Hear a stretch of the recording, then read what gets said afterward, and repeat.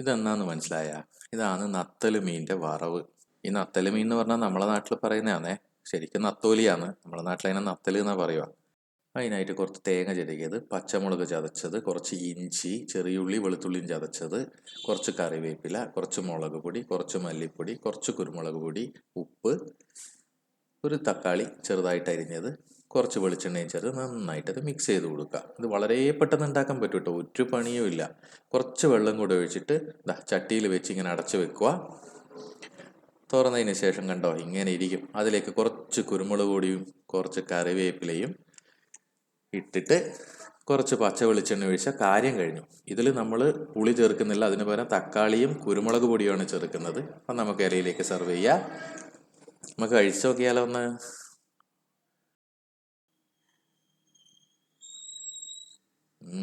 ഒന്നും പറയാനില്ല, സൂപ്പർ.